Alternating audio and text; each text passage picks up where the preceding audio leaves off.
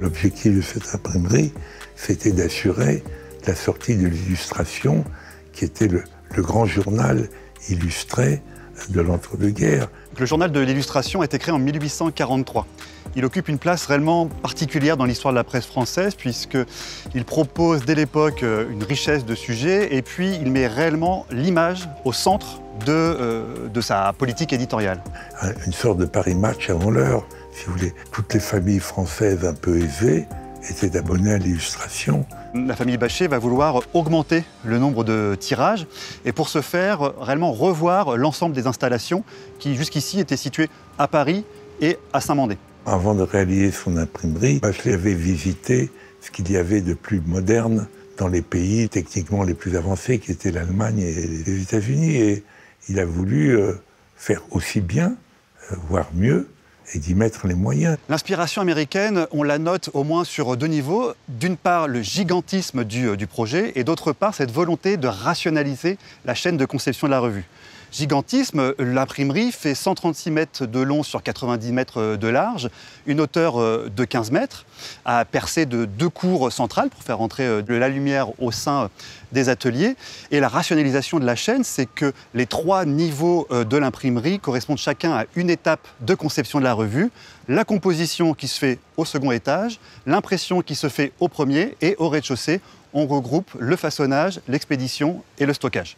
Mais la référence la plus significative de cette inspiration américaine est sans conteste la tour, qui est, elle, directement une inspiration des buildings des sièges de presse américains, comme le Chicago Tribune ou le Daily News à New York. Il y a une tour dans ce projet pour le marquer comme un phare, comme une sorte de tour Eiffel maçonnée qui serait un signal dans le paysage, visible de loin. La tour mesure 64 mètres de haut. Elle s'élève sur 8 niveaux différents qui sont réellement dédiés à l'administration de l'imprimerie.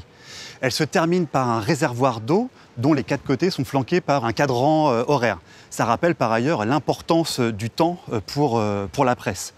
En haut de ce réservoir se trouve une coupole qui est chapeautée par un mât, un porte-mât, un porte-drapeau, qui lui-même est éclairé par un système de projecteurs. C'est une réelle mise en scène, c'est l'Amérique à Bobigny.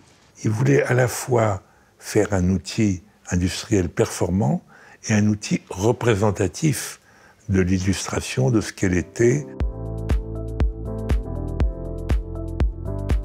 Progressivement, la revue décline, les tirages se font moindres, le site est repris dans les années 70 par une société de logistique, la 7, et progressivement, le site est abandonné. Se pose la question de son évolution, de son avenir, et assez rapidement, l'université de médecine propose de réinvestir les lieux pour y installer une unité biologie et médecine.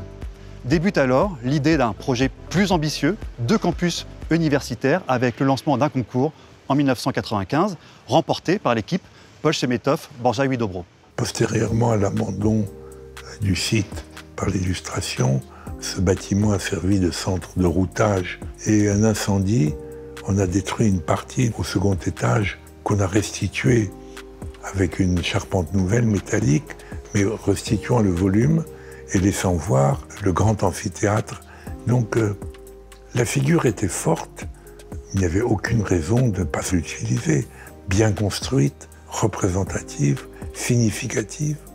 L'intervention de Chemetov-Huidobro, elle a de ça d'exemplaire qu'elle s'intègre dans cet ensemble patrimonial, j'ai envie de dire, cette ancienne imprimerie, s'effaçant derrière le monument pour essayer de le valoriser et d'optimiser au maximum les espaces. L'université n'est pas une imprimerie.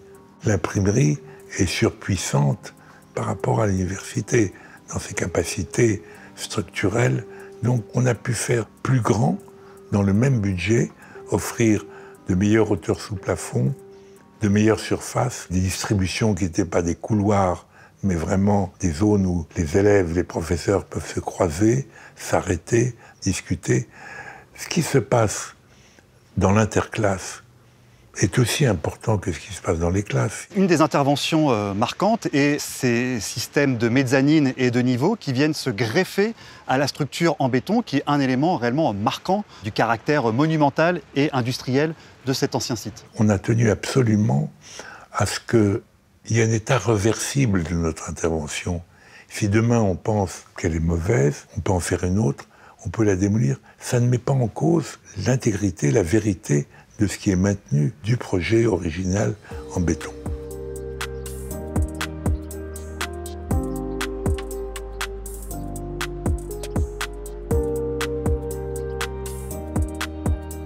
Il suffit d'entrer sur ce projet pour voir que c'est un projet totalement de réemploi. C'est sa raison d'être, c'est la raison pour laquelle nous avons été choisis.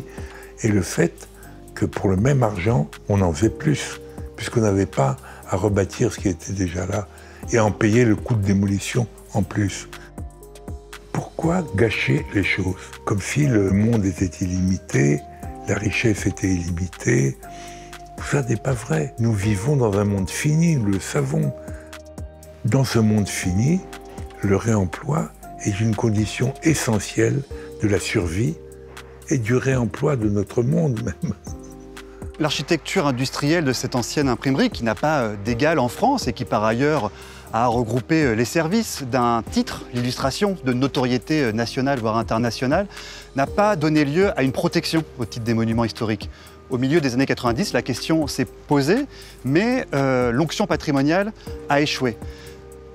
30 ans plus tard, se pose la question de pouvoir réinvestir ou de préserver, de conserver cet ensemble patrimonial et qui du coup questionne l'intégration dans cette protection de l'extension réalisée par Chemetov et Widobrook.